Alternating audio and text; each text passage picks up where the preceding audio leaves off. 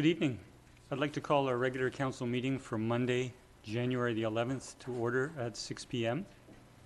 And I'd like to acknowledge respectfully that we're meeting in the traditional territory of the Wasanish Nation. I'm Mayor Cliff McNeil-Smith, and joining me in the council chamber is Councillor Scott Garnett. And our 5 council colleagues are joining us via Zoom, which you can see on the Zoom webcast. And good evening to fellow councillors Barbara Fallett, Sarah Duncan, Terry O'Keefe, Chad Rintoul, and Peter Wainwright. And good evening to members of the public who are viewing the live webcast, or hello to those that are viewing it at a future date. And joining us in the council chamber, you won't see them on Zoom, but you will hear their audio if they're speaking. Our Chief Administrative Officer, Randy Humble, Director of Corporate Services, Andrew Hissick, our Corporate Officer, Sandy Nelson, Manager of Parks and Works, Brian Robinson, Manager of IT, Will Maxwell, and joining us via Zoom is our Director of Engineering, Works and Parks, Jen Clary, our Senior Manager of Current Planning, Alison Verhagen, and our Fire and Rescue Chief, Brett Mickelson. Good evening to all. I'd like to, before we move to a motion to approve the agenda, we do have some late additions, which I would like to go through. Under item 14B, which is correspondence that was published on our agenda regarding pickleball courts, we have 3 additional pieces of correspondence which Council received this afternoon. In addition, we have 2 additional pieces of financial information, one for the SIP presentation this evening and one for the Shaw Centre for the Salish Sea presentation, and Council did receive those this afternoon as well. In addition to that, I would like to raise item 16.2, an email from John Blair from correspondence for information to correspondence as item 14C. And Councillor O'Keefe would like to raise item 16.9, a letter from N. Turkington to correspondence, and we'll make that item 14D. So with those changes, I would look for a motion to approve the agenda, please. So moved. Second. Any further discussion? Councillor Garnett. If I may, Mr. Mayor, just if Mr. Mayor and the council is amenable, I was hoping we might have observe a moment of silence for Calgary Police Officer Sergeant Andrew Harnett, who tragically died on the line of duty on December 31st, 2020.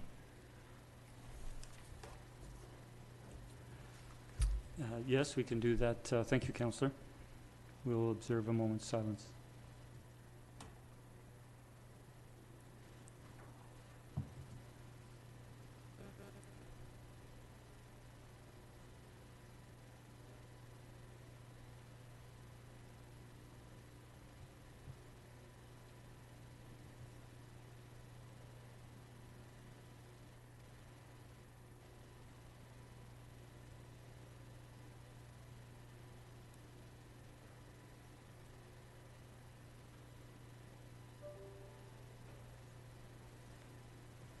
Thank you again, Councillor. Thank you. We'll now move to, sorry, we did approve the agenda. We'll now move to public participation. We do have 1 speaker this evening. We have no written submissions, and I would now like to turn to Ms. Lily Jerlick. I hope I pronounced your last name correct, who I can see on Zoom. If you'd like to unmute, you do have 3 minutes, Ms. Jerlick, and you have the virtual floor. Okay. Thank you very much, Mr. Mayor and members of Council. Thank you very much for allowing me this opportunity to speak to the matter of converting tennis courts to pickleball courts in the town of Sydney. I believe that was on the agenda for this evening. I play tennis with friends regularly on Sydney tennis courts during dry weather, both at Iroquois Park and Resthaven Park. Outdoor tennis is another one of the great joys of living here.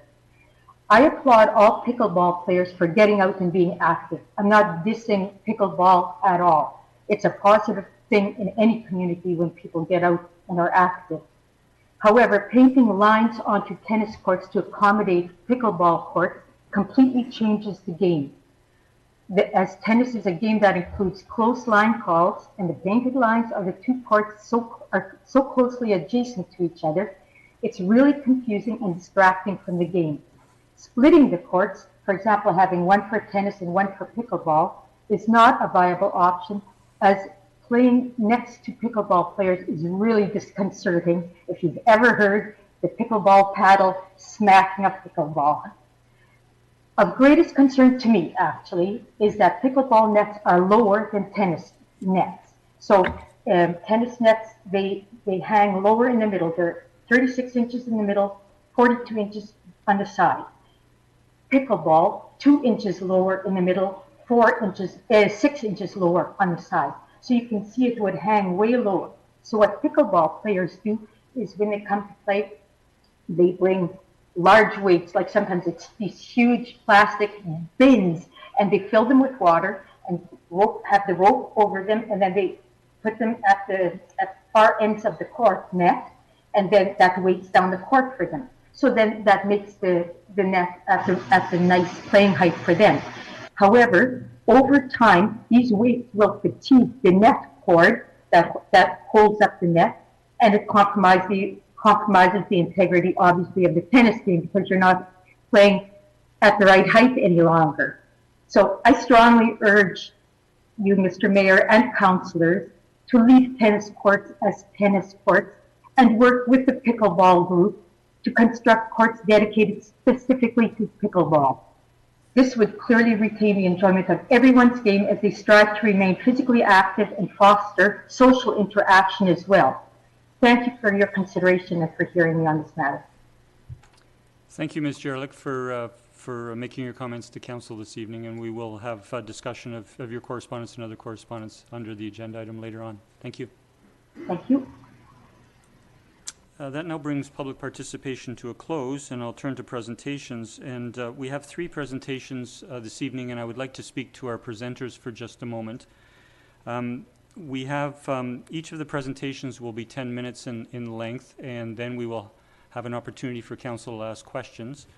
And so I would ask that that the presenters, that if you could, you're already muted, if you could turn your video off, with the exception of our first presenter. It just makes it easier for us to see our council colleagues on the Zoom connection. Thank you.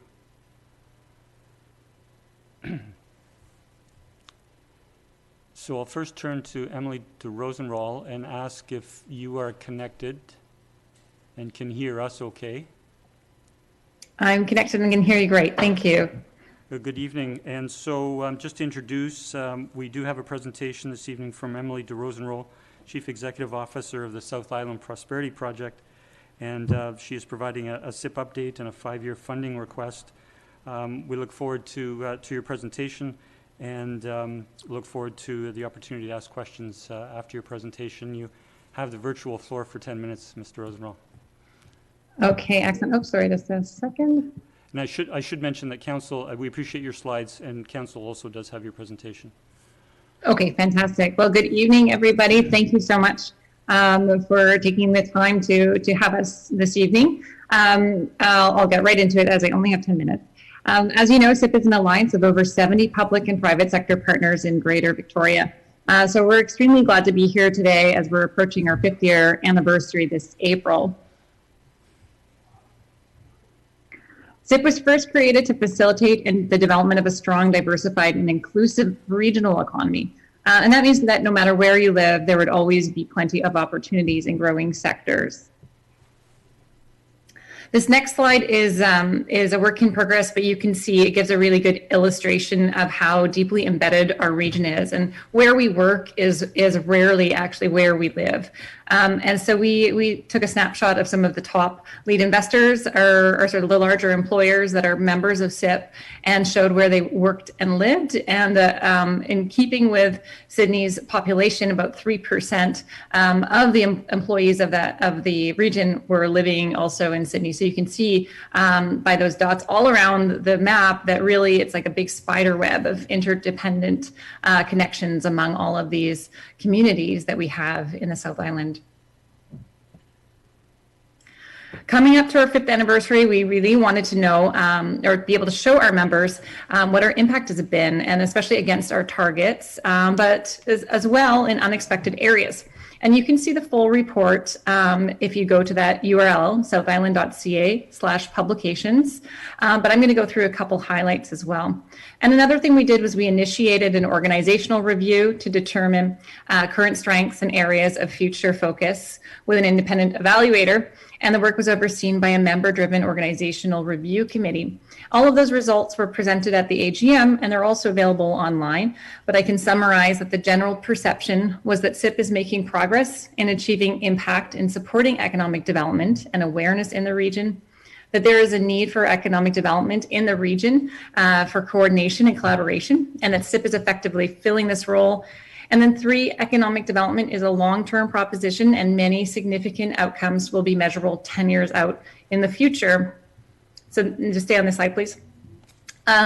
Here I'm going to start going over some of the highlights. So to the left on this slide, you can see that there are a lot of that business attracted is one of our key metrics that we measure. And to this end, CIP attracts new companies in key targeted areas in order to create high quality jobs.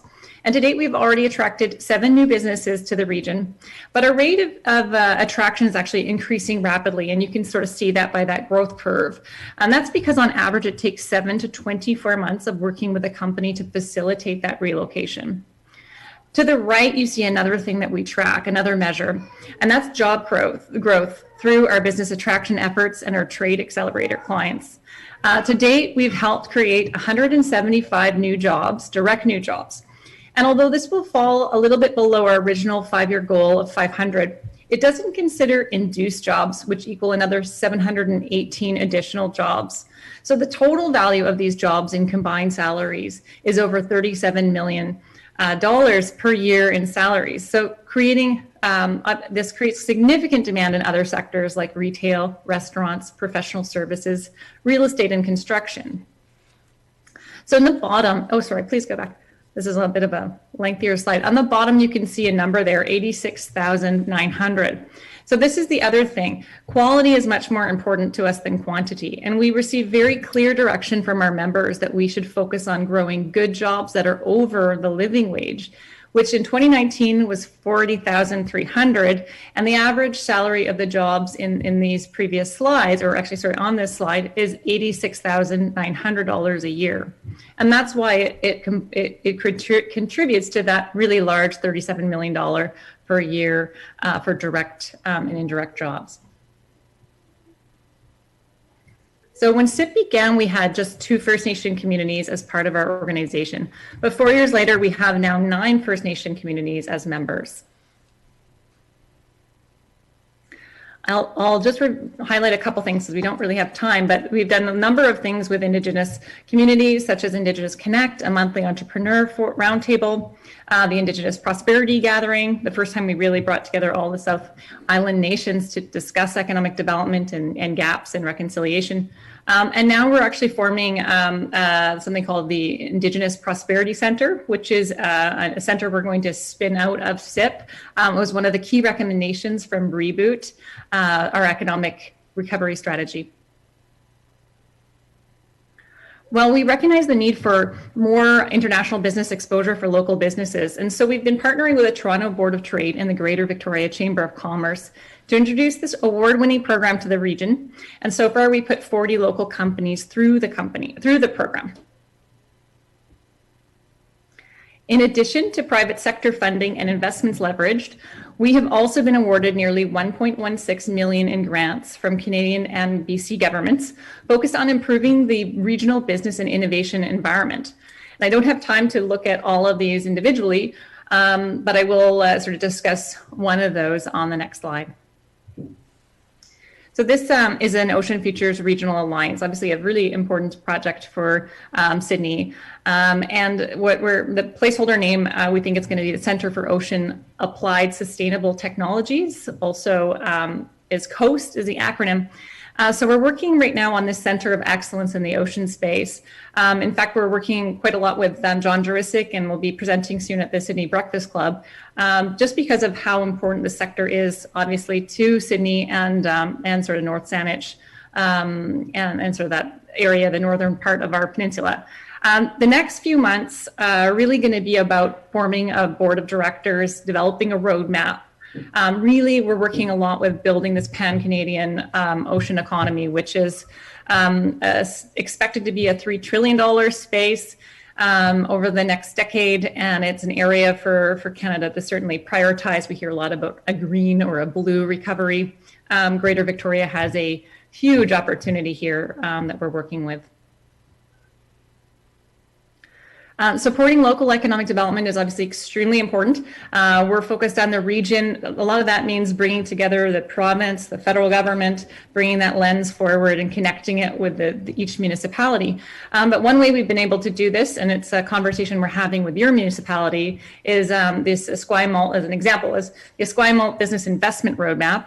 And that's where we really helped sort of center consultants' work to be able to look at practically how to actually increase your business, your investment readiness assessment, we call it. And so anyways, at any point, we're always happy to come and discuss that in more detail if it's something that is interesting to your region. And certainly you can hear from Esquimalt. They had a very positive experience that they can tell you about. The Reboot Plan is our region's economic recovery plan. So as soon as the pandemic hit, we put together 120 stakeholders, formed 10 different sector committee groups, and looked through what are some practical recommendations that can allow us to move from relief to recovery and build more resilience into a regional economy. And to do that within an 18-month time span. And so we're really focused on what are the best ways, the most practical ways we can really spur on and accelerate our recovery. So this resulted in 10 sector committees, 160 recommendations. We boiled this up into 10 pillars, 50 overarching recommendations, and we're revisiting this every 3 months, and we're already showing a lot of traction and progress. And if you have questions, I can tell you specifics, but I don't really have time in this time slot and this presentation today. Also here, I'd like to mention Rising Economy Week. So we presented our Reboot report during Rising Economy Week in November. I'm sure many of you, I know actually many of you were able to attend. We're grateful for that. We had over 1,100 participants and presenters come, some really phenomenal thought leadership. We were able to really showcase our region's varied thought leadership and also bring in a lot of international and national speakers as well. So we had things like discussion on the US-Canadian border and some of the challenges with both US and Canadian ambassadors. We talked about tourism, we talked about the ocean economy, indigenomics, the gender gap right now that's occurring in the workforce during the pandemic, and so on. I'll go to the next slide, please. So my last slide is our respectful request for further funding, a 5-year funding model. So this was approved by the Partners Committee, made up of all the municipal reps and also our board of directors. And we're actually, given how difficult of a year this has all been for everybody, we'd like to propose that rather than doing the normal increase that was agreed upon 5 years ago, we actually hold it at the current rate and then introduce in future years, so not next year, but the year after, a 2.5 increase, which is in line with inflation, the average CPI index for those years. And so we submit that to you humbly. And of course, before I finish, I want to give a huge thank you for all of your support and contribution and leadership and vision throughout this whole 5 years, and certainly the last year, Mayor, has been fantastic in terms of providing so much stewardship and leadership on our task force, and actually, in fact, on the committee that developed really the framework for Reboot itself.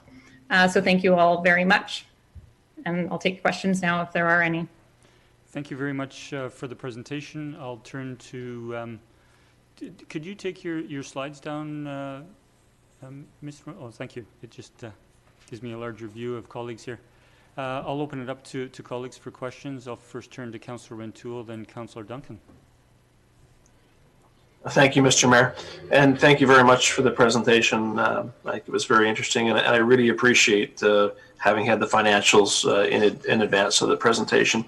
And I say that because I think it gives us a better picture of what appears to be financially from the statements, a fairly lean operation, and one in my mind that appears to have been very fiscally responsible. So I quite appreciate having had the opportunity to view them.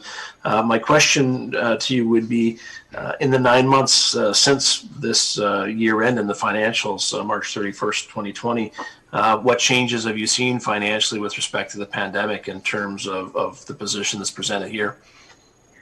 Yeah, that's a great question. Actually, we've been really, really fortunate that we haven't. There's very few revenue sources that are really, really hurt by the pandemic, where we haven't gotten those. Where we're waiving their membership for a year, and that would apply to the Harbour Authority, Destination Greater Victoria, the theater group as well. And so some of those, of course, they're in the most exposed areas, and we're very happy to waive and maintain their membership for a year. But we've also actually been lucky enough to make up some of that through grants, for one, and also a few new members as well, who are really stepping up because they believe in this regional model. And they know that a lot of their, let's call them peers, aren't able to do it this year. So I've been amazed at how the community has really rallied through this. Thank you for that. Thank you, Mr. Mayor. Thank you, Councillor Rintoul. Councillor Duncan. Thank you. So first, I love some of the initiatives that SIP has had, and the way that the businesses and the group together have taken ideas that have come up from the community and actioned them. And it's really been great to have this collaborative group available. So one thing that has come up, obviously, on the quality of jobs that came forward, and needing, higher income jobs was a big thing. And of course, one of the things we hear from employers is one of the reasons they have trouble hiring people is, the cost of living here is really high. Our housing market is really expensive, so they need the higher paying job. However, I'm worried about getting the Silicon Valley effect of having and intensifying the K-shaped recovery that they've been speaking about with COVID, of having, attracting a lot of really high income jobs and then making housing even more unaffordable for those people who can't get those high income jobs. So what has the group as a whole kind of discussed about that, and kind of like the holistic, looking at how serving the employees and the rest of the region, and the spin-off jobs and service industry that you've spoken of? Yeah, that's a fabulous question. It's one that I'd almost want to prepare like a presentation around it, because there's so many ways to think about that question. One of the biggest, basically there's no silver bullet. But what we have to think about is when we're thinking about fostering new jobs, it's not that their jobs are high wage and therefore it pushes up the cost of living. It's that if you don't have the diversification, the ladders of opportunity in a community, you make it so that you kind of hollow out the middle, and then you really don't have those opportunities. Let's call them, I hate to sound like a federal liberal, but like those middle class jobs. And you need to have a plethora of them in order to have those options. So it's really about ecosystem building and having options that are, diversified enough that it's like we just went through this whole pandemic and we found we're a little over dependent on tourism, and that's rocked and sent reverberations through our economy. So how do we create a sort of healthier ecosystem that has multiple opportunities and is more resilient? And so that's sort of what we try to do as much as we can is ensure there are inclusive opportunities, but that's one of our biggest priorities. Indigenous work, for example, but also just, generally that the region is going to be able to access opportunities. The laddering is critical. And so that you have that upward mobility. That's a big focus. Like, we need to really focus on recent graduates here. Why are they not staying for jobs? Like how do, one of the things that resonated most when we started this organization and went around doing presentations, but, you say, why do you care about economic development? We had this one slide that was always so good. It had a picture of the family kind of chincing their wine on a Sunday. And it said, so the kids can come home for dinner on Sunday nights. And I feel like that's the kind of thing that we need to keep building awareness for. So it's not the opportunities of today that we're trying to create, it's really those opportunities of tomorrow. Oh, thank you. Thank you that you've been kind of thinking about that and building the ecosystem. That's good to know that it's on your radar. Thank you. Yeah, happy to take that conversation to a coffee sometime because it's be interested in your ideas also. Thanks, Councillor Duncan. Councillor O'Keefe.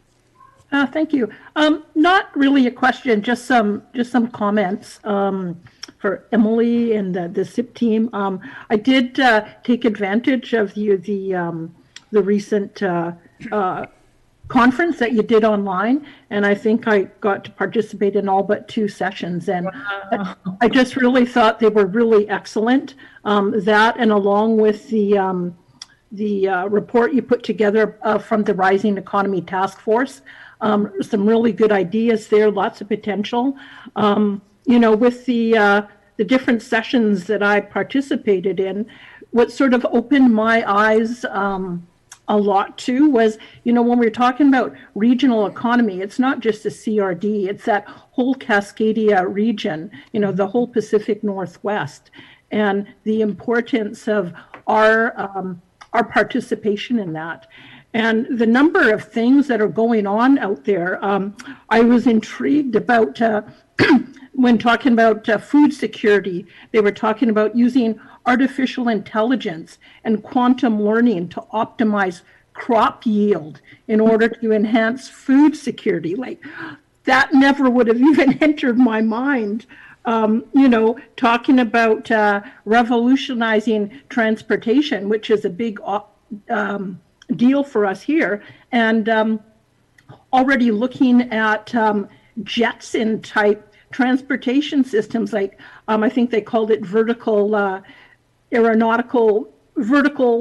planes, and having little mini launch pads and such throughout the cities. Things about bringing back Main Street, some great ideas there, and about the blue economy and the green economy. And I guess what jumps out to me is that, there's a lot for us here in Sydney.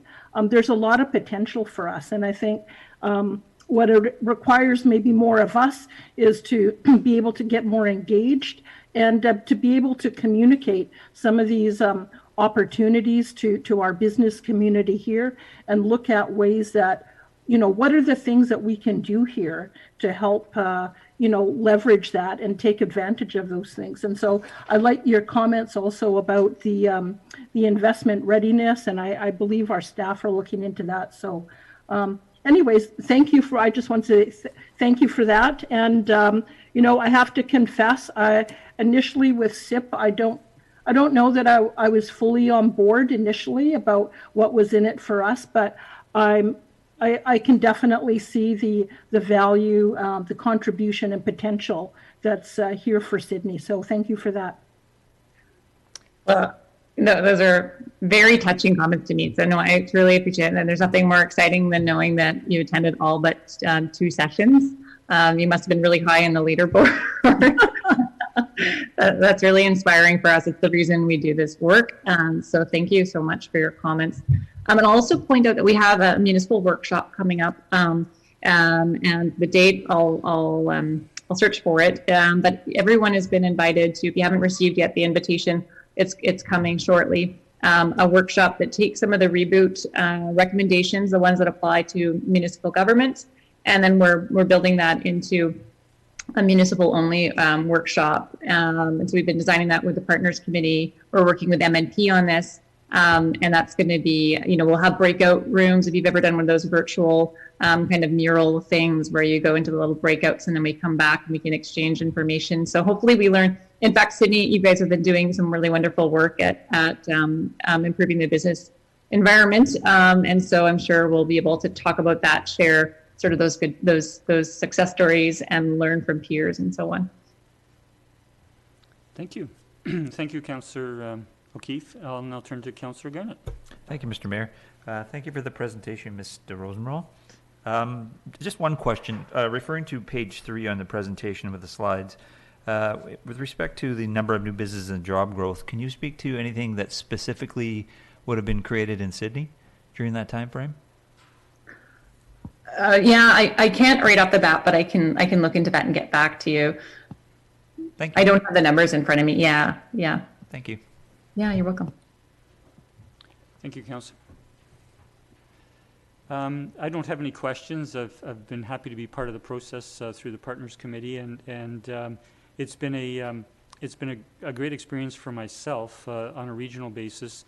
And I think the great strength of SIP and where it's helped the foundation to create success is being able to bring people together, and it's to bring the local governments, the success in bringing the First Nations, the post-secondary institutions, industry associations and nonprofits, and then of course the major employers around the region, and they continue to come on board in recent years in larger numbers. So thank you for the experience you've provided the Partners Committee, and for the work that you're doing in the region. Oh, well, I really appreciate it. And thanks again for the opportunity. I'll also just highlight the January 26th is actually the municipal workshop date, and if you don't have the details in your inbox yet, you'll get them very soon. Great. Well, thank you again very much, Emily Rosenwald, for your presentation, and we'll let you sign off. You can certainly watch the council meeting. We'll now go in to deliberate the 5-year request, and look forward to considering that with my colleagues. Thank you. Thank you. I'll put myself on mute so you don't hear any more screaming babies. Okay. If you could also mute your video, that just helps us. Thank you. And so, Council, it is a 5-year request before us, and we do have options in terms of considering it this evening, moving it forward to budget deliberations, seeking additional information. I'll leave that open to Council.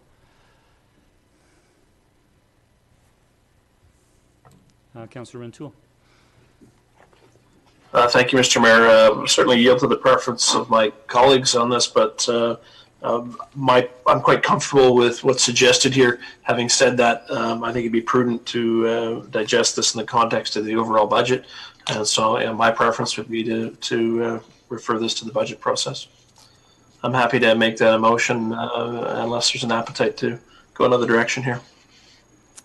Seeing no other speakers right away, I'll take that as a motion. Do we have a seconder? Second. Councillor O'Keefe seconded. Did you wish to speak further, Councillor Rintoul? No, thank you. Councillor O'Keefe. No, I would have been fine to approve it tonight as well, but I think Councillor Rintoul's suggestion to review that in the context of budget planning and give us a little bit more time to absorb the information is a good idea. So I'm happy to support that. Thank you, Councillor. Any further discussion? Seeing none, I'll call the question. All in favor? None opposed. The motion carries unanimous. Thank you very much, Council. We'll now turn to our second presentation of the evening, and that is, I'll first ask that our presenter, Alyssa Gerwing, if you can hear us okay. I can see you, and if you want to just confirm. Yes, I can hear you, Mr. Mayor. Connected. Thank you.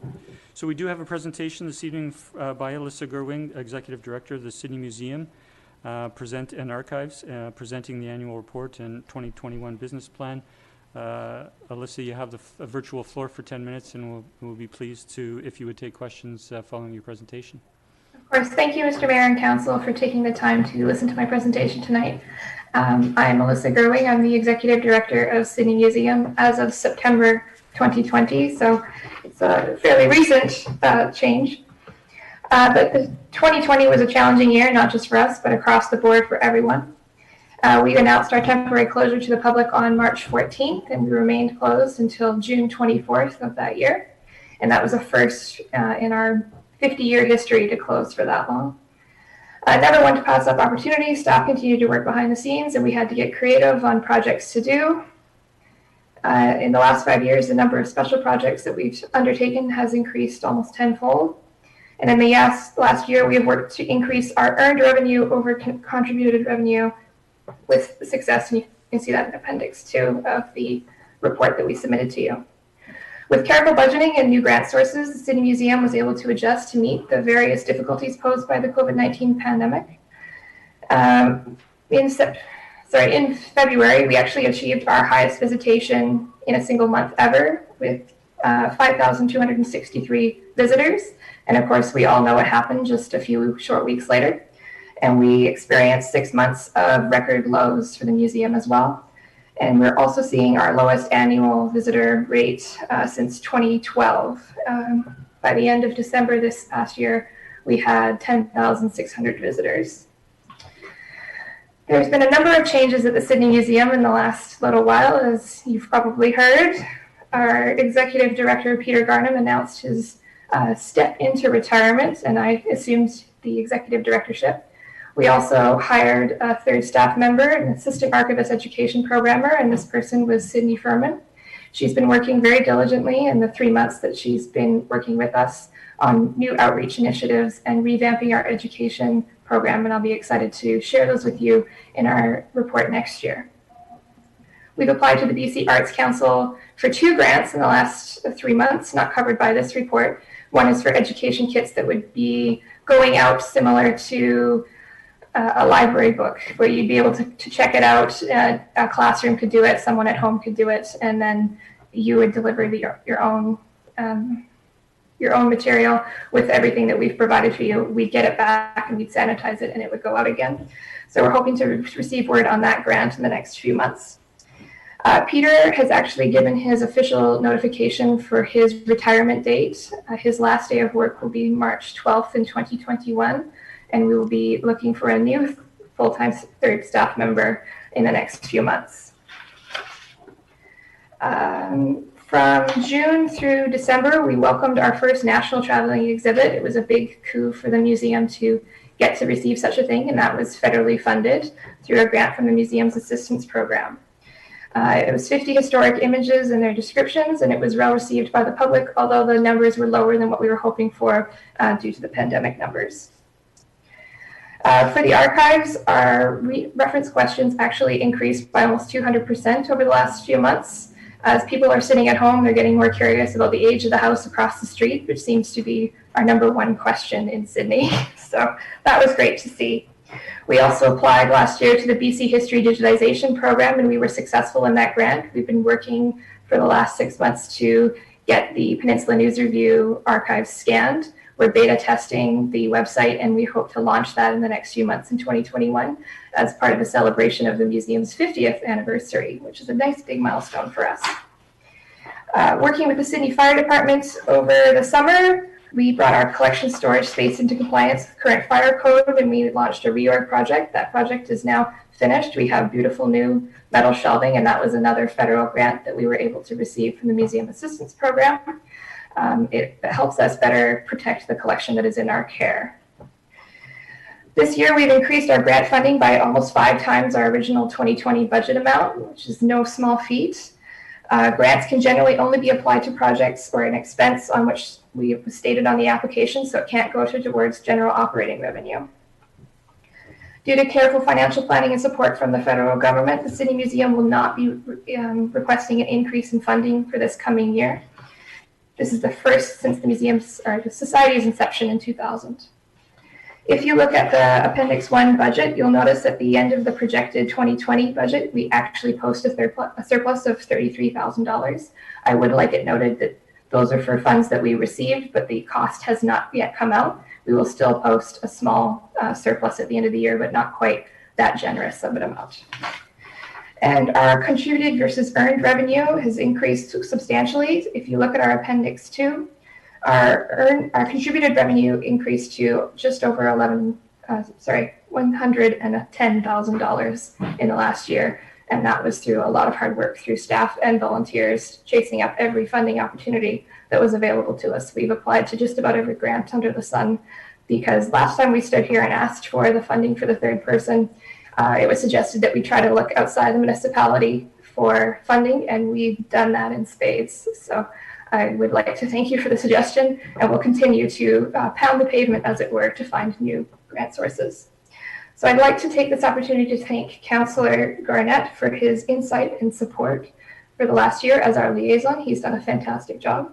And I'd like to thank Mr. Mayor and Council for your continued support of the museum. It's so greatly appreciated, especially in times like these, but I am happy to be a good news story amongst a very hard year for everyone. Does anyone have any questions for me?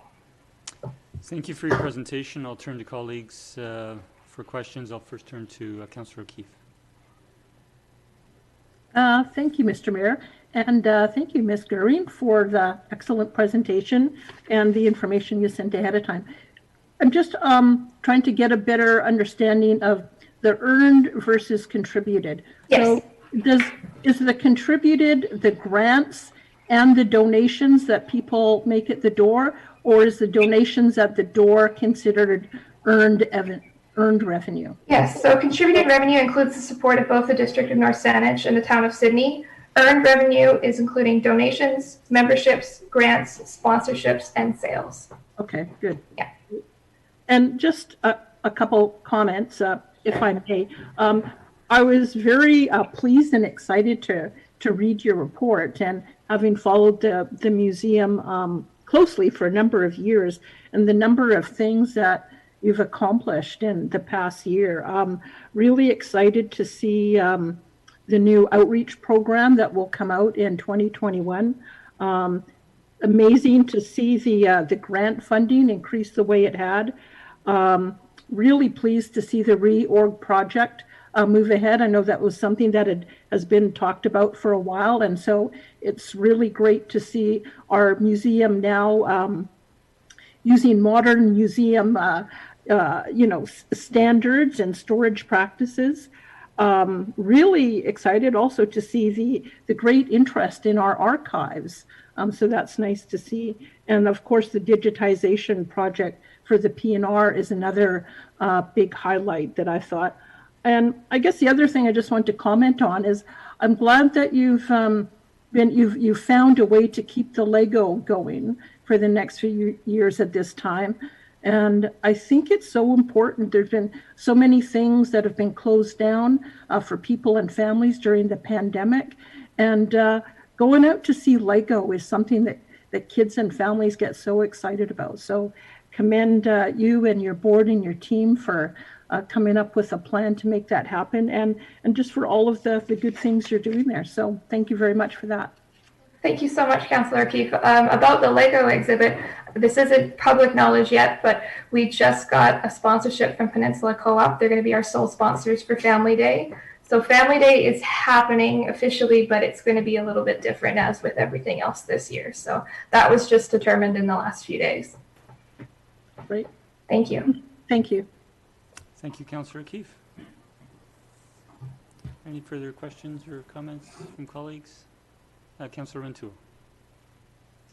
Thank you, Mr. Mayor. Just briefly, Ms. Goering, congratulations on your appointment to the executive director position. I'm sure Peter is very, very pleased to have the museum fall into such fantastic, careful hands. And to your volunteer board and volunteers, the museum, it's incredibly impressive that you've posted a modest surplus under these circumstances, and it's greatly appreciated, your hard work. So thank you very much. Thank you very much, Councillor Rintoul. Thank you, Councillor Rintoul, and I think all of my colleagues echo Councillor Rintoul's comments. Well done over the past year, and we look forward to a brighter year and your report next year. Thanks, Alison Gerwin. Thank you, Mr. Mayor. Have a good evening. You too. We'll now turn to our third presentation, and I'll just ask our two presenters, Pauline Finn and Janine Morris, if you are connected and want to activate your audio or video. Sorry.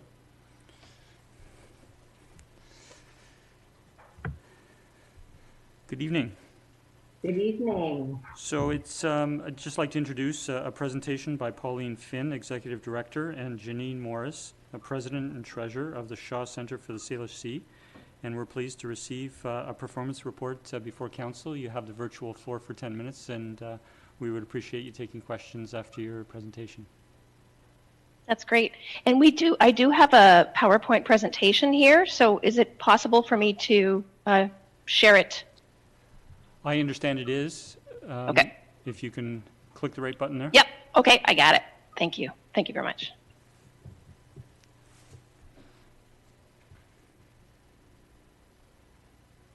There we go. Okay, so I'll start us off here. So good evening, Mayor and Councillors.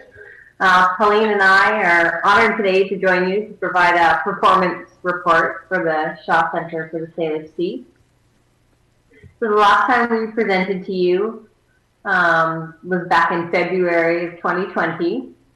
And some of you may even recall that Councillor Duncan asked us a question about the potential impact of COVID-19. Well, since that time, our whole world has changed. So the core of our presentation tonight will focus on our 2019-2020 fiscal year performance, the details of which are captured in the report in your meeting package. After that, we will also provide highlights for the balance of 2020. And finally, we look forward to answering your questions. For anyone looking to go even deeper into our 2020 story, our reviewed financial statements and our COVID-19 initial response report, which was previously shared with Council on the 23rd of November, they're both available on our center's website. So Pauline and I will be trading off a little bit throughout our brief presentation this evening. And on that note, I will hand it over to her. Thank you, Janine. To summarize this past fiscal year, we've separated out our reporting for the first 3 quarters pre-COVID and the 4th quarter when COVID was in fact upon us. So our plan was for a break-even year with growth in revenue and an investment into our center improvements. The first 3 quarters can be described as successful, energetic, and really full of optimism. With added energy on our team, and by our team I mean our board, our staff, and our volunteers at the facility behind the scenes and with the public. We had positive performance, and it was aligned with the plan that we built. So it was very exciting. We were able to make things better for our visitors. We made improvements to accessibility, as well as created 2 new exhibits. And by creating 2 new exhibits, I mean this is beyond adjusting a habitat or bringing in different animal ambassadors. We actually created a new living exhibit that doubles as a donation box and a new pocket museum exhibit, The Lone Wolf of the Salish Sea. Also, we were able to create a first cut of our next 10 years strategic plan. It was prepared along with a supporting community engagement plan to provide and pull in further input from the community. And then COVID hit. Came to all of us at the beginning of our spring break period. For us, it's traditionally one of our busiest and most critical times to make hay throughout our business cycle. We are heavily reliant on earned revenue, and the required facility closure had a significant effect on our ability to earn our way. So careful business continuity management included drastic expense reductions and success with quite a number of government programs. Safety planning and protocols were prepared for staff, volunteers, and public reactivation. Now over to Janine. Okay.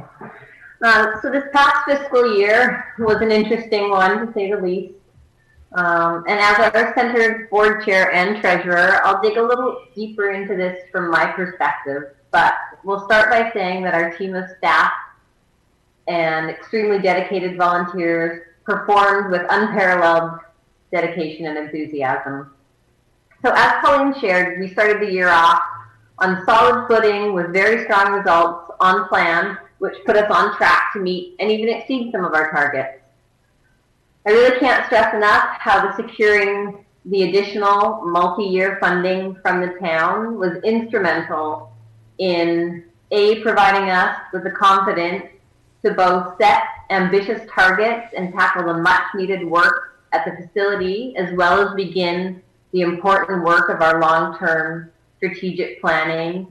And B, since COVID-19 hit, this funding made it possible for us to navigate the drastic reductions that we saw in our earned revenues. So all said and done, despite the pandemic, we are very pleased to only be showing a loss of $12,000 for the year. The loss that we saw in earned income, which is admissions, memberships, and retail sales, was largely offset by the government subsidies and the community donations received combined, as well as the cost reductions, including staff reductions.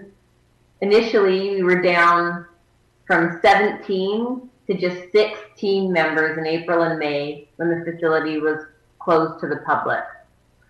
So these factors, along with the receipt of the $40,000 Canada Emergency Business Account loan, made it possible for the center to manage our immediate cash flow situation. So to formalize and measure the need for us to build up a capital reserve, this year our opening fund balances were restated and a new fund was added, the Capital Reserve Fund. So as a part of this exercise, our fund account balances were clarified with targets set and a long-term plan to build up financial assets to maintain a consistent operating fund balance of $200,000 while reinvesting future surplus into the Capital Reserve Fund. So this new Capital Reserve Fund, it reflects the balance the center is keeping on reserve to fund future anticipated capital expenditures. On June 1st of 2019, the center elected to transfer $89,950 of its operating surplus over to the Capital Reserve Fund. And unfortunately, no transfer was made this current year due to the loss that we saw as a result of COVID. So I will hand it back over to Pauline now. Great.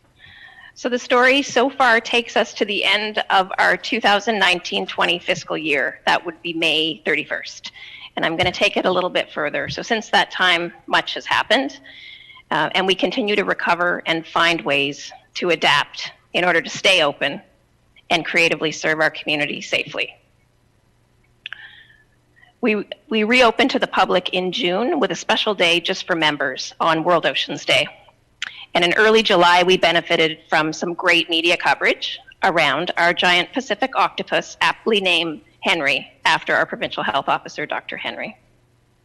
This coverage resulted in new visitors excited to catch a glimpse of Henry and take in the safe environment of Sydney. This chart shows our attendance volume and net sales since reopening in June. And you'll see that the community has been returning gradually, beginning with just over 20% volume in June, and then peaking in October at 60%, which was wonderful. I was hoping that could just keep going, but of course there were additional restrictions, and you'll notice also here that October and November, that our net sales recovery is better than our visitor volume. So the net sales is the orange and the visitor volume is the blue. And that's due primarily to more people shopping locally.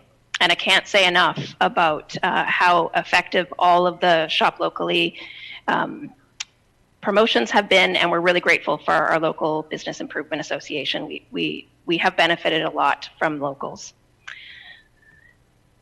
So for donation growth, we've also seen a healthy increase in community donations, which is wonderful. We purposefully didn't go out with a big campaign. We didn't feel like it was appropriate quite yet with the significant difficulties in our community. So we've been kind of quietly just improving access to our donations and donation opportunities. So online, just through our Canada Helps service, we have doubled our magnitude in donations, and that's from June through to December. And then direct, so in terms of somebody donating directly to our center, so we're doing the charitable receipt, it's 7 times more than it was in 2019. So it's really positive. We continue to be open, thanks to the response from grantors like the Town of Sydney, donors, visitors, members, support from the media, community partners, and of course our team, our tireless team. And when I say team, I mean our volunteers and our staff, including our fearless board. We are always looking for bright spots. I am always looking for bright spots. And in some ways, this experience has really reinforced our role and our value to the community. And I'm excited that we're finally in a position to start to look forward again, a little bit further forward, and imagine our future. So while proceeding with caution, we have restarted our strategic planning activities, and we've had some great response to date. The awesome input to date has both reaffirmed our value and challenged us, as it should, with some great ideas for future improvements and enhancements. And I'm just going to show, so 322 different folks have already participated in our survey, our current survey. And I would love to invite you all to join the conversation as well. You can just go to our website /community input and you can participate in our survey also. So this gives you a snapshot of the mix of participants, and this is by relationship with the center. So a variety of folks, from visitors to members, community partners, our board, staff and donors, and folks were able to pick more than one because a lot of people have multiple relationships with our organization. And with that, I will pass it over to Janine. Okay, so just to summarize a little bit, recognizing 2020 was the tumultuous year that it was, we're very proud to have successfully navigated our way through the difficulties brought upon us as a result of COVID. And we're feeling optimistic that the worst of this situation, for the most part, is now behind us. And while many other visitor centers had to fully close their doors, we're once again proud to continue to serve our community. So entering into 2021, with everybody, now well-versed and familiar with the COVID safety protocols, staff, volunteer, and the public included, we're looking forward to a slow and steady return to what will inevitably be our new normal, and we remain positive and hopeful for the future of our center. So that brings us to the end of our presentation. So at this point, I would put it forth to the mayor and councillors if anybody has any questions. Pauline Finn and Janine Morris, thank you very much for your presentation. I'll turn to colleagues if you could bring down your slides for our. Thank you, and I'll first turn to Councillor Garnett. Thank you, Mr. Mayor. Thank you, Ms. Finn and Ms. Morris, for your presentation. Much like our previous presenter and his fellow councillor said, it's given everything that's a success story to only post a $12,000 loss, given everything and all the confinements to what you were able to do, is pretty much an amazing success story. And I mean, you pivoted really well. You adapted. You found savings where you could within your organization. You took advantage of federal programs, and once again, our community stepped up, as it does, and assisted you greatly. So I just can't thank you guys enough, and the community as well. And looking forward to hopefully, this all turning around. And it sounds like you were off to a great start to the year, and hopefully that momentum will continue into the next year and beyond. Thank you very much. Thank you, Councillor Garnett. Councillor O'Keefe. Thank you, Mr. Mayor. Not any questions, just comments again. And as a liaison for the center for the last couple of years, I just want to comment at just how impressed I was at the caliber of the people that you have around your board table and the staff and the commitment and the passion that I often saw about in keeping the organization moving forward and trying new and creative things, and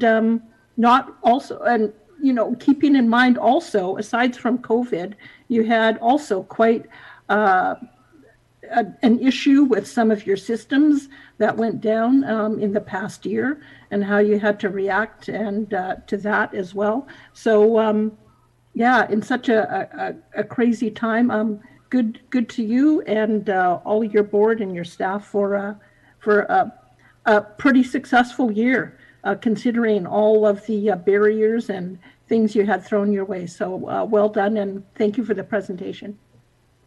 Thank you, Councillor O'Keefe, and thank you, Councillor Garnett. Sorry, I missed your thanking you. Thank you, Councillor O'Keefe. Councillor Rintoul. Thank you, Mr. Mayor. Thank you for the presentation. And Pauline, because you have such a great background, I'm going to put this tough question to Janine. Janine, I may have missed it, forgive me, but what was the plan around sort of future funding for the capital reserve? Are you looking to do a campaign around capital reserve and continuing to fund it, or are you just looking to continue to fund it from surplus in the future when we're back in that position? Well, I guess I would say it is a two-part plan. Part one being anytime we have surpluses from our operation, that goes over it. And, you know, certainly I think that there's the potential to be the drive for a capital fund at some point. We do have a fund committee, I'll say a working group, a fundraising working group established. So that is something, you know, potentially for the future. We haven't had a chance to think about that or imagine that too much at this point. Pauline, I'm sure, has some input on this as well. Yeah, if I could just add, from my perspective, the completion of the 10-year strategic plan process is going to be really important to figuring out when and how are we going to do a bigger campaign. So I think it kind of comes after that, and I'm hopeful that it's also presented an opportunity to re-engage some folks who've been really involved with us in the past and maybe haven't been recently, but also to just bring some new folks into the mix. In terms of the leadership and support for our organization through that strategic planning community engagement process. So after that. Well, thank you for that. I appreciate it. It's so important to have that capital reserve in place. It's always fundraising for a new project is always very exciting, and to sort of maintain it a little tougher. So very, very prudent of you folks to take this approach and already position yourselves with a start to that fund. So thank you. Thank you, Mr. Mayor. Thank you, Councilor Rintoul. I would just like to add that, Pauline, I'm pleased to award you the best Zoom background that I've seen to date. Thank you. It was exciting. You should have saw me going around the center trying to figure out where would the lighting work best. It was it was exciting. It was a fun exercise this afternoon. Well, you know, we were on together, you know, several minutes before the meeting started, and I have to say I was a bit mesmerized by the activity behind you. But thank you for that. You know, absolute kudos to and accolades to the team that worked together at the center.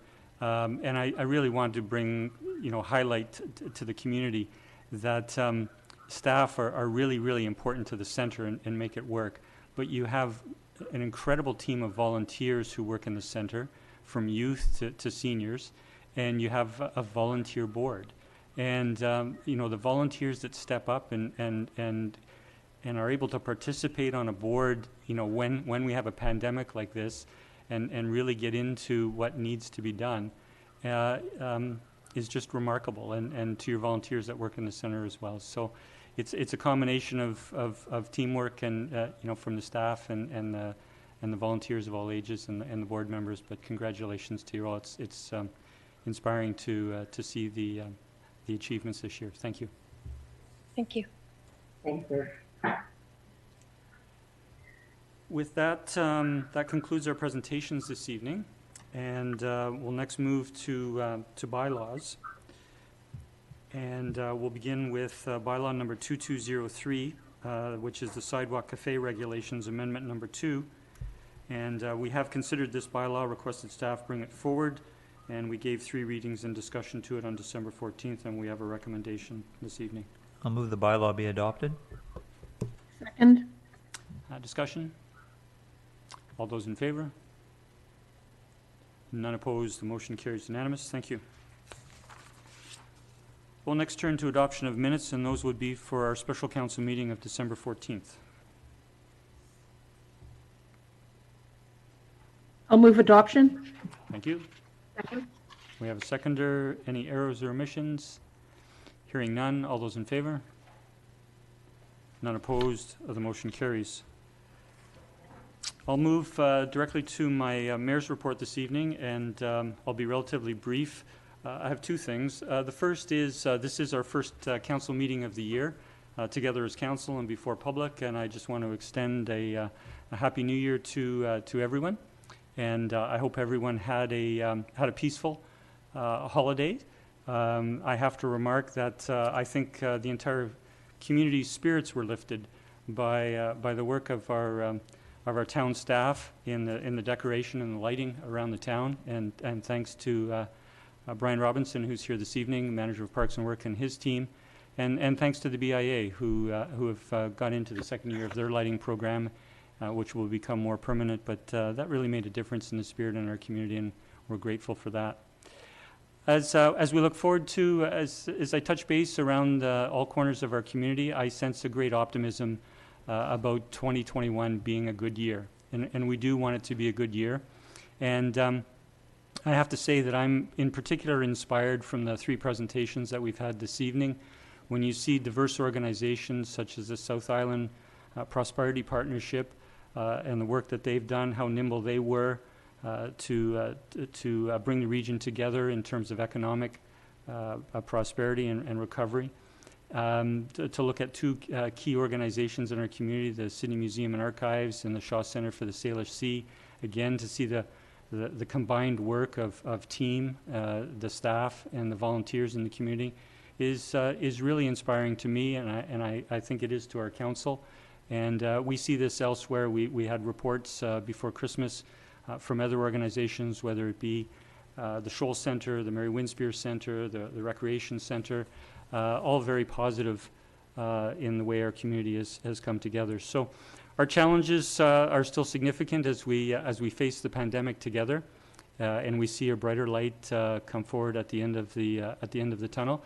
Our council has an ambitious strategic plan that we worked together on in the fall to bring forward this year. Two of our challenges coming up are the 2021 budget deliberations, which will begin towards the end of this month, and we'll certainly provide notice of that. And the other is continuation of our official community plan, the single largest project that our council is committed to, and working with staff. And that began, of course, in 2020 with some community engagement. For me, it will be a good year in my work with as mayor and with council if we can get back through the pandemic in community engagement. Community engagement, it's been highlighted to me over the past several months in the work that we do on council that community engagement is really the foundation for us to be successful as a town. And we provide a lot of important services to the community, to residents, to businesses, to community organizations, but we can't work in isolation. And the community engagement that we have, the things that we hear in presentations, the people when they come forward in public participation or their letters are important to us. And so I want to urge our public to the residents and businesses and community organizations to continue to engage as best you can. We have limitations in our council chambers, and I can't wait for the day that we can reopen the doors to our chamber and have my colleagues sitting beside me without these new plexiglass barriers, and to have an audience in the chambers and coming before council, speaking live on the important matters that come before us. So my opening remarks for the year, I look forward to working with colleagues and staff on our ambitious plans for the year. And the second item I want to touch on this evening was just a quick update to council that last week I had a call from the leadership of the Pickleball Association, and it was just a quick follow-up call to say that they had read the detailed staff report that came before us on December the 14th, and they watched our deliberations during the meeting, and that they look forward to further engagement as it comes back before council during budget deliberations and when we move into public engagement. So I know we have further correspondence coming up on our agenda, but I just wanted to say that I did have that brief Zoom meeting with that leadership last week at their request. We have no council reports this evening, so I'll turn to committee reports, and I'll turn to Councillor Rentuo with regards to the Economic Advisory Committee in their November 27th meeting. Thank you, Mr. Mayor. I'll move the minutes be received. Second. Discussion? Councillor O'Keefe. Yeah, just a comment. I was, in reading the minutes, I was happy to see the participation of Mr. Austin, who is representing the local marine industry in Harbor Road. And, we haven't, I don't recall that we've had that sort of too much of that involvement and representation that I can recall on an ongoing basis. So it's nice to see. And, as we've heard from SIP, there's opportunities for what they call the blue economy in the marine industry. So I look forward to hearing more from our marine industry in Harbor Road, and look at ways that we can maybe leverage some of the opportunities that are coming to this region. So thank you for that. Thank you, Councillor O'Keefe. Sorry, Councillor O'Toole? Yeah, just briefly, in comment to what Councillor O'Keefe has noted, yeah, Mr. Austin has been on the EAC throughout our term. And yes, very, very keen, not just Mr. Austin, but also Representative Titan Boats, which brings some of not just the West Sydney, but some of the marine perspective, and it's been very important. My thanks, I'll take the opportunity to thank the members of the committee and staff for their support of the committee. I've moved out of that liaison role, and in the new year, in the current year, 2021, Councillor Wainwright will take my spot as liaison of the EAC, but my appreciation goes out to the volunteers in the community who've participated. Thank you. Thank you, Councillor O'Toole. No further discussion. All those in favor? None opposed. That motion carries. We have 3 members of council on the Beacon Wharf Select Committee. I'll turn to Councillor Wainwright with regards to their December 2nd meeting. I'll move that the minutes be received. Second. Any discussion? Councillor O'Keefe. Thank you. Looks like interesting discussions taking place. A couple questions I had was, I noted that, I understand that what you're looking at is different options in terms of types of structures, piled versus floating and all that sort of thing.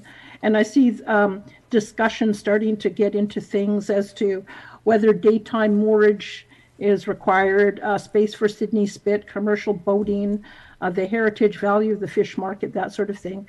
And I'm glad to see that the committee recognizes the importance of getting some public input on that. So my first question is about how soon do we see that taking place in terms of getting public engagement in terms of those things? Do we have a sense yet? Councillor Wainwright. Thank you, Mr. Mayor.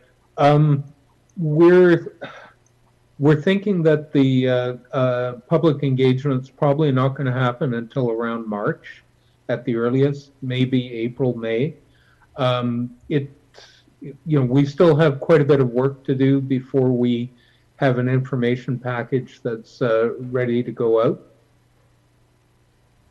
Okay, and the other question I had is related to public engagement, I guess. But I was wondering if we'd had any discussions with the marina next door or any of the marinas in the surrounding area in terms of plans they might have to offer future services or facilities. I know that when we renewed the lease for Port Sydney, there's some suggestion that they might perhaps have space for a Sydney Spit ferry. So I'm wondering whether you would be having some discussions with them prior to public engagement to kind of get a sense of, if they have plans in place to put a Sydney Spit ferry space in place, then obviously that's something we don't have to look at. So wondering if there's any plans to communicate with them. Maybe I'll just touch on that one, and it dovetails to an extent to Councillor Wainwright's answer to the previous question. The consultation process, the intent certainly is to look to current tenants, so those with a presence on the wharf and adjacent businesses as well, through the discussions and through the consultation process. So yes, we intend to get that type of input and feedback directly from those party to the immediate area. And I'll also note further to Councillor Wainwright's comments that we'll see as part of budget deliberations that the committee will put forward some recommended funds that would be required to further facilitate the process, including that public engagement piece that you asked about, Councillor O'Keefe. Yep, good. Thank you very much. Thank you for the questions and the replies, councillors. So, and with no further discussion, all those in favor? None opposed, that motion carries. We'll now move to staff reports, and the first of 5 this evening is the subdivision application number SA 1000208 regarding parkland dedication at 9376 Lochside Drive. We have a staff report, and I'll ask staff to introduce, please.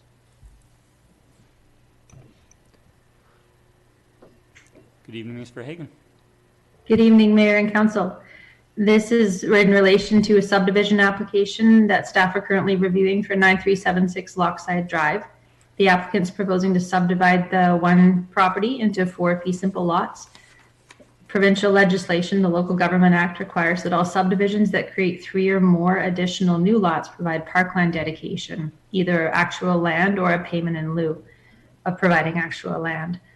So the report discusses why staff's opinion is that actual land in this case may not be the most suitable given the location of the property in the town, that it's not adjacent to any other parks, and the actual size of the area, maximum 5% is what can be taken by legislation.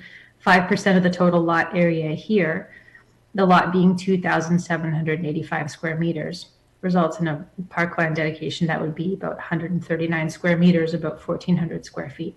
So pretty small for a park, and also adding to the operational expenses for the town. So recommending that payment in lieu be taken instead. So I'm available for any questions. Thank you. Thank you, Ms. Verhagen. We do have a motion, and if there are questions, we could do them with regards to the motion. I'll move the recommendation that cash in lieu of parkland dedication be required for subdivision application number SA 100208 for the property at 9376 Lochside Drive. Second. We have that seconded. Discussion? Councillor Duncan. Thank you. Ms. Verhagen, do we have an idea of what the amount would be, or is that something that staff would still have to calculate? Yes, excuse me. The amount is based off of usually either a recent assessment or a recent sale of the property. The 2021 assessment of the property has come in, so the maximum parkland dedication would be 5% of that, so that equals about $90,900. Okay, thank you. Thank you. Seeing no further discussion, I'll call the question. All in favor? None opposed. That carries unanimous. Thank you. We'll turn to item 13. Turn to item 13B, which is a funding application, and this is the Investing in Canada Infrastructure Program, and they have a COVID-19 resilience infrastructure stream, and we have an application with regards to the West Highway Bike Path, and I'll ask staff for an introduction, please.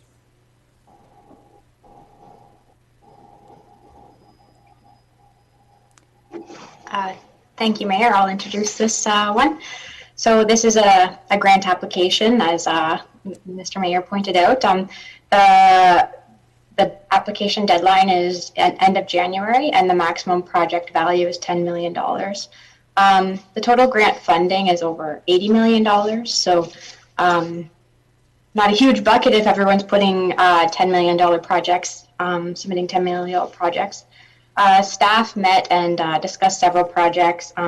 One that we thought would be a good candidate was the West of Highway Bike Path, because it already has started the planning process. We've started the planning process for it.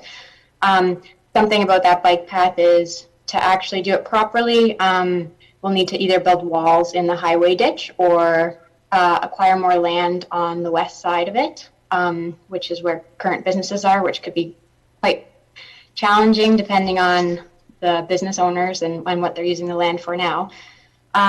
So this would give us an opportunity to work with highways and actually build retaining walls in their ditches. We have run the idea by contact at MOT already, and they're not opposed to it, but we haven't run it by their development department. We're waiting on our 60% design drawings, which should be coming Friday. So we're working on the design.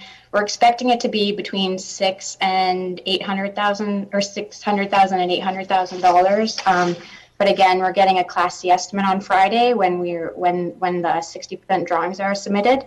And we're hoping to have a 90% design done, as well as a Class A estimate, which is a fairly detailed cost estimate by the time we submit for the grant. As mentioned, the grant deadline is the end of January, so we're moving pretty quickly to have it submitted. And something interesting about this grant is that it actually has to be constructed by the end of 2021.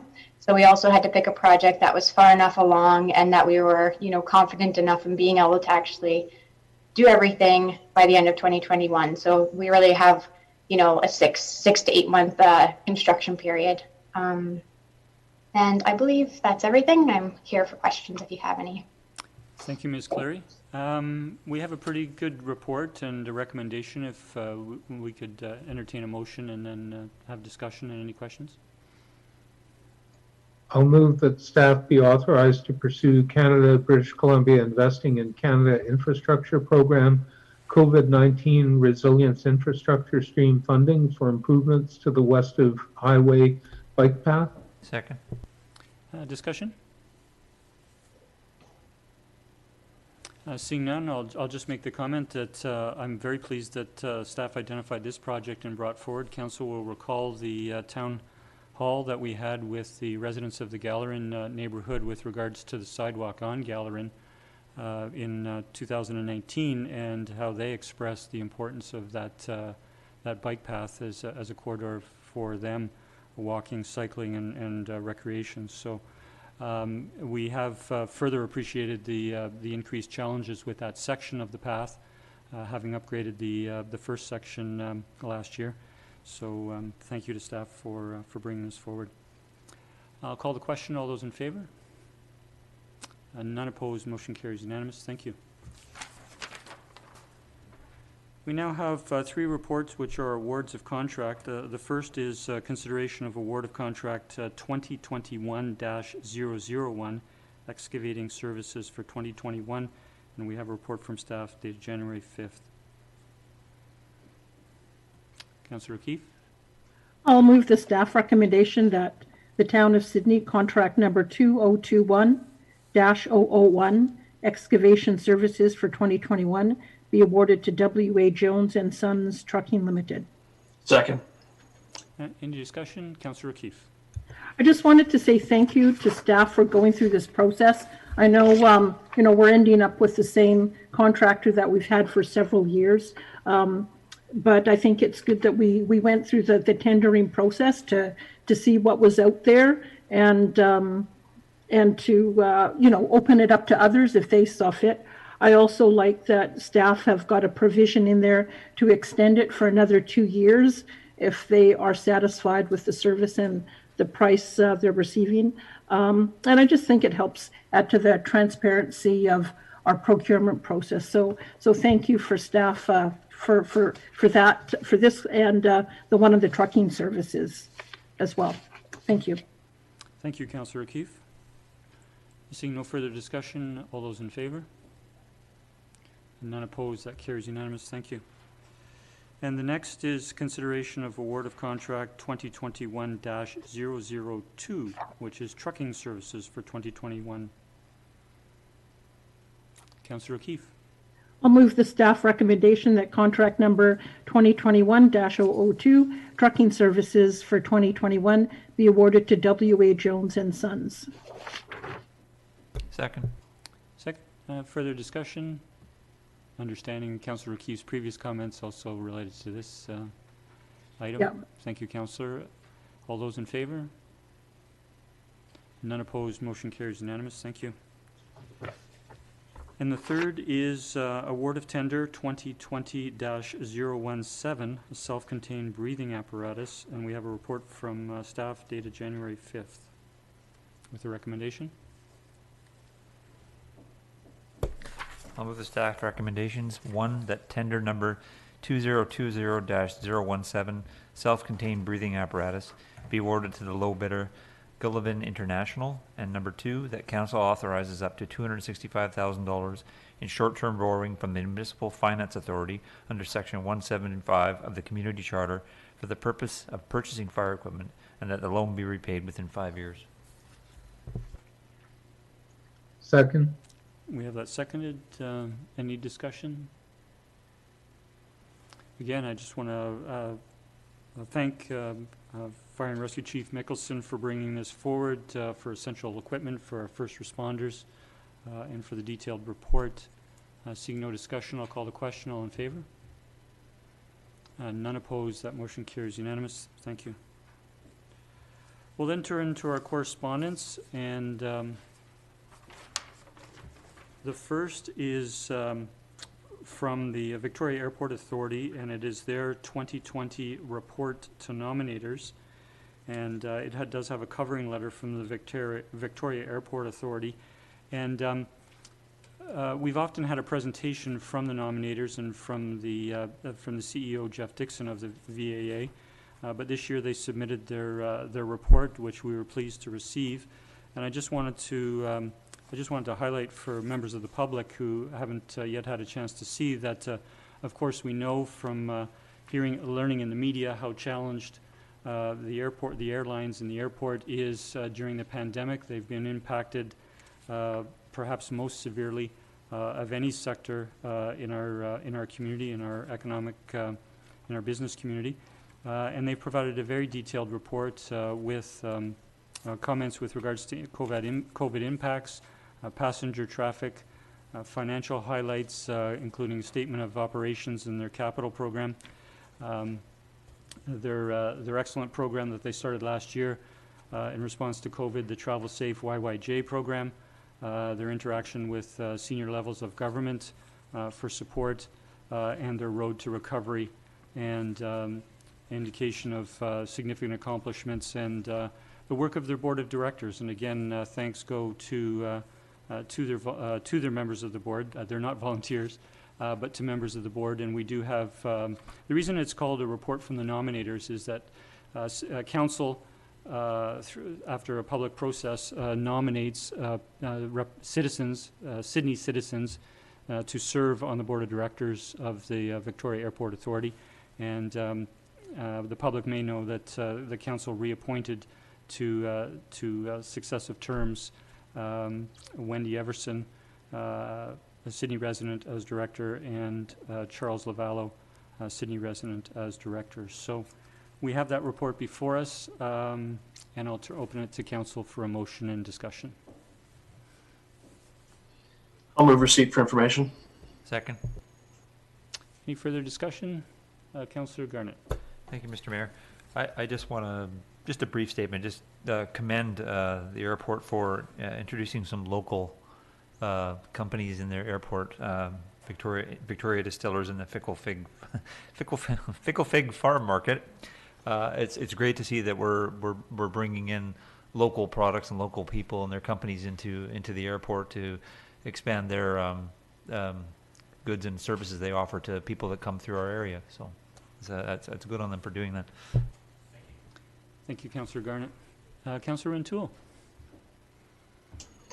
Thank you, Mr. Mayor. And just briefly, I know you touched on a lot of the highlights from the report, but one thing that I did find of interest, if you don't mind me mentioning, is just around land development and the fact that despite some of the challenges we've certainly seen, airside with respect to passenger traffic and airlines, on the non-aeronautical side in the real estate development, Titan Boats and their new facility, Western Canada Marine Response, and their facility coming to airport lands, as well as a new multi-use hangar coming on airport lands. So certainly some bright lights on the land development side. Thank you. Thank you, Councillor. Any further discussion? Seeing none, I'll call the question. All in favor? And none opposed. That motion carries. Thank you. So we'll now turn to item 14B, and if I may, as originally entered onto the agenda was an email from the Peninsula Tennis Club dated December 20th. But subsequently to that, coming onto the agenda, we've received 3 emails. One from Lily Jarlick, who presented during public participation earlier this evening, an email from Mr. David Bird, and an email from Mr. Bruce Graham. So I think given the points that those four individuals and organization have made with regards to pickleball courts at Iroquois Park and Breathitt Park, we could consider any of the comments within the letters for discussion, and we do have a recommendation.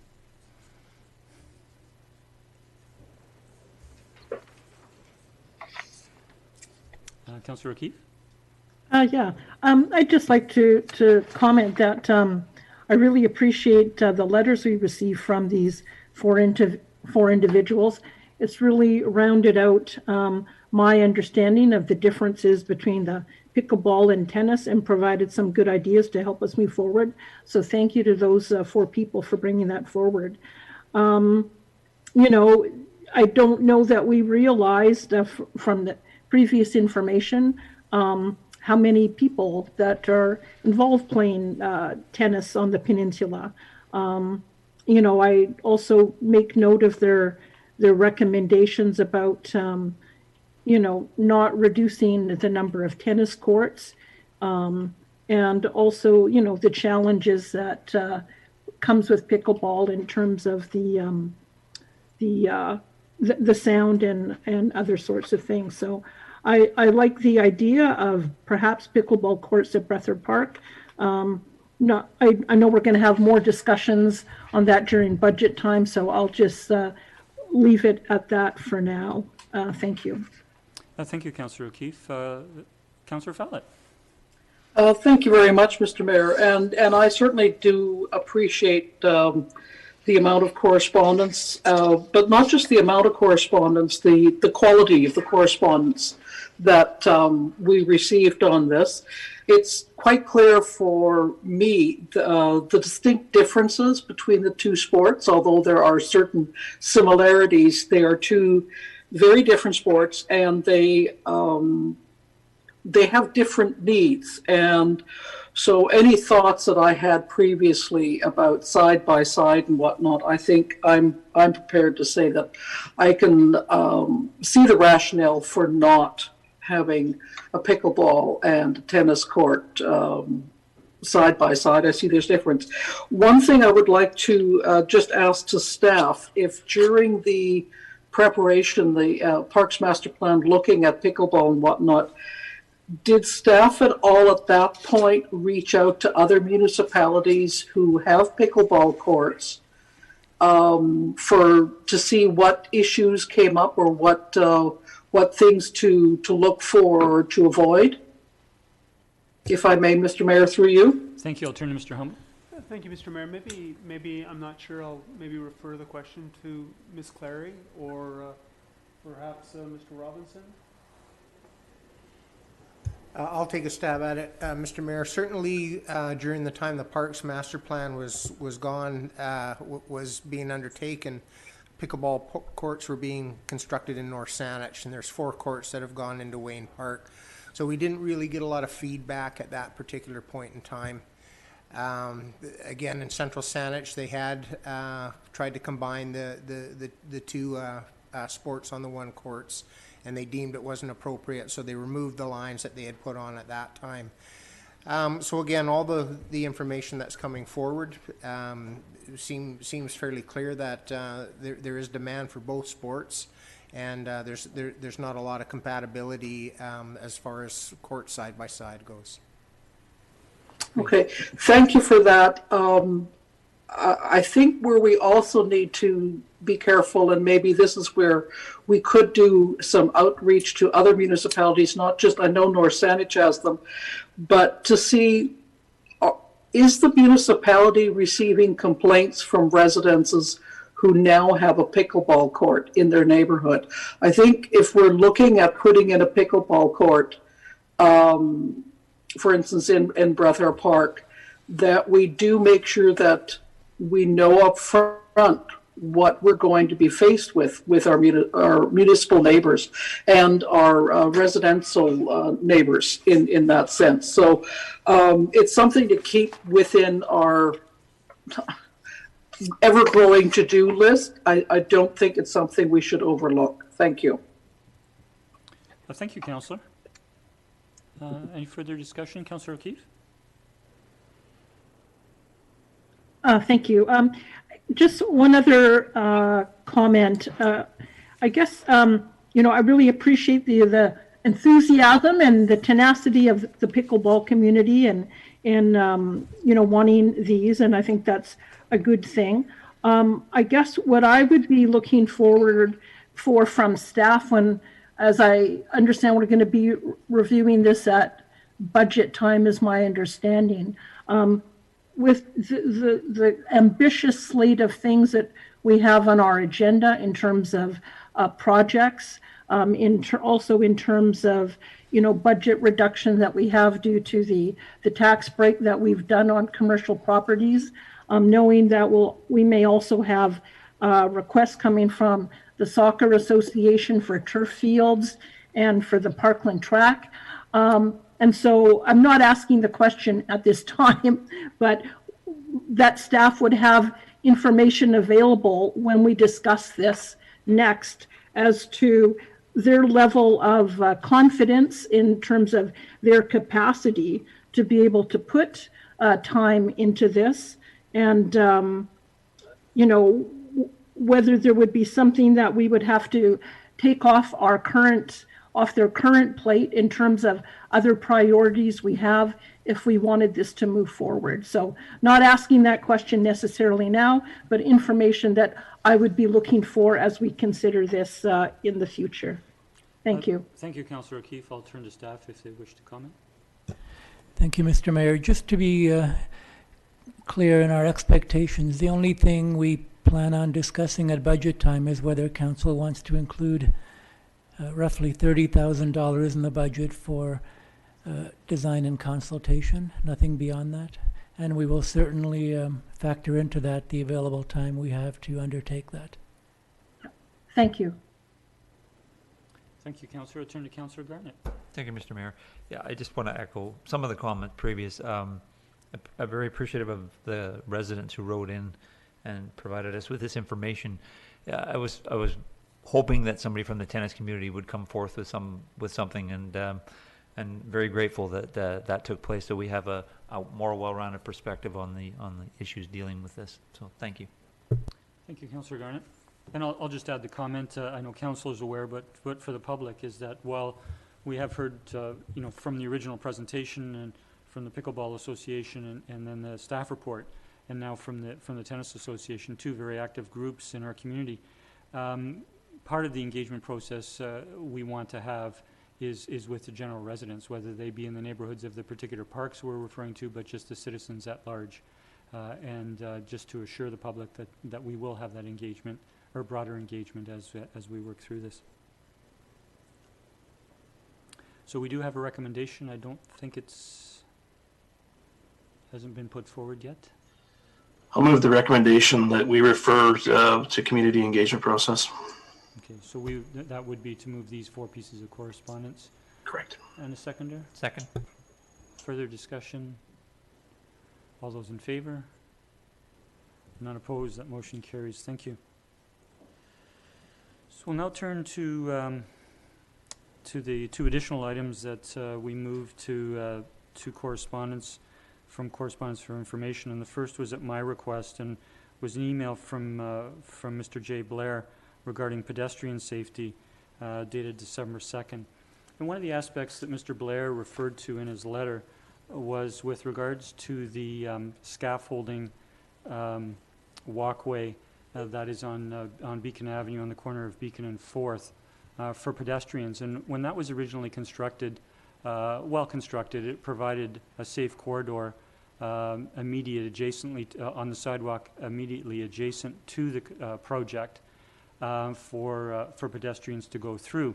And given the way the scaffolding was put up, there is a tree planter there, and a little farther down there's a transformer box. is there was room closer to the curb for pedestrians to go in the opposite direction.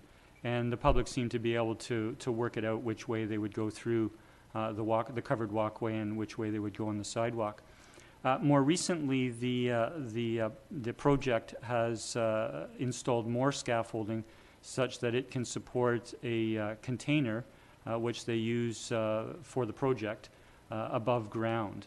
And what it is, that additional scaffolding is done, it is in essence blocked the rest of the sidewalk and only leaves the narrow corridor originally constructed adjacent to the walkway. And so this brings to mind it being a pinch point, if you will, and council will recall how staff identified and we went through the process of identifying the pinch point down between Sydney Bakery and the bistro, or the cafe, and what we currently have in place in terms of the 4 parking spaces being converted to sidewalk. So I would like council to consider requesting staff to take a further look. I know staff has been looking at this, to take a further look at considering that as a pinch point and looking at options to implement in that location. I would first turn to staff, if I might, before going to council for clarification. I believe through the previous discussions we had, in particular with regards to the pinch point down by the bakery and cafe, that council did give the authority for staff to move forward and implement these particular measures when they identified, and that it would only be in certain circumstances that they would have to bring it forward to council. Yeah, I believe that's correct, Mr. Mayor.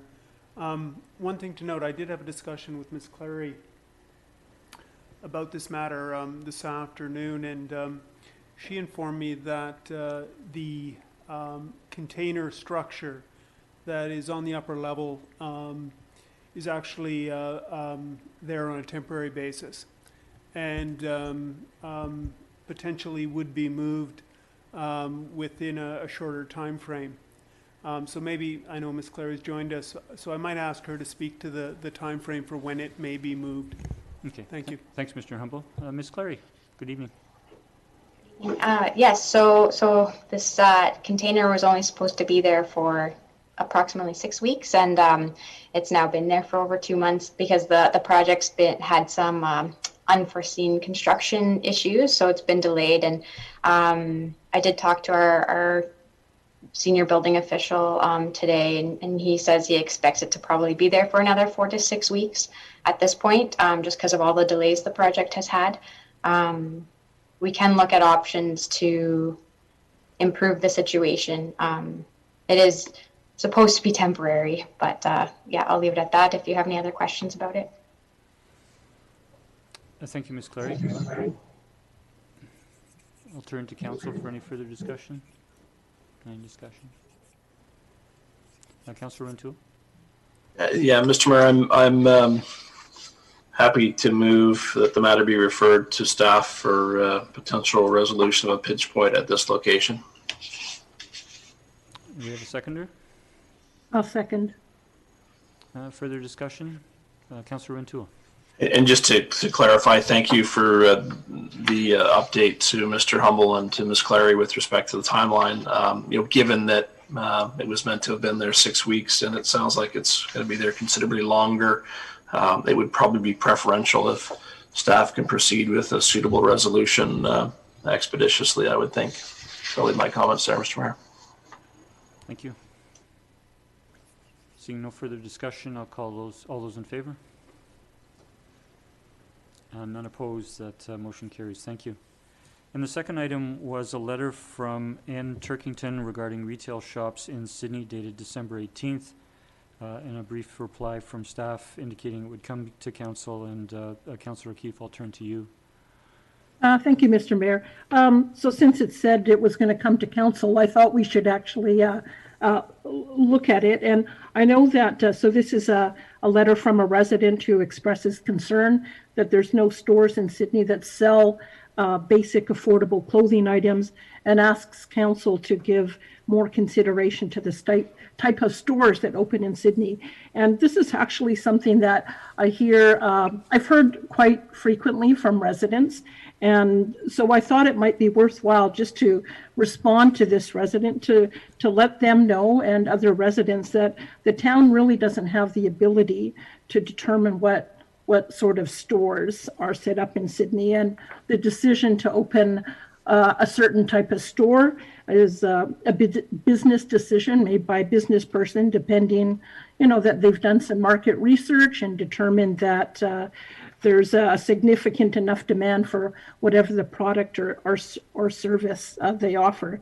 So unfortunately, there's not much that we can do as council or staff to have a clothing store in Sydney. And I just thought it was important that residents know that we're listening and responding to their concerns. And I guess I would propose that we respond to Ms. Turkington to advise of our limited ability to dictate the types of stores open in the town. So I would propose that either yourself, Mr. Mayor, if you're comfortable with that, to respond, or for staff, as you see appropriate. I'm happy providing a response. Shall I make do you want a motion to that effect? Please. Okay, I'll move that the mayor respond to Ms. Turkington in regards to her concern. Do we have a seconder? I'll second that. Any further discussion? All those in favor? Opposed? None opposed. The motion carries. Thank you. We have no notices of, we do have our remaining items under correspondence for information. Move receive for information. Second. Discussion? All those in favor? None opposed. Motion carries. We have no notices of motion, and we have no motion to go in camera. Look for a motion to adjourn. So moved. Second. All those in favor? Motion carries unanimous. Thank you, everyone. Good evening.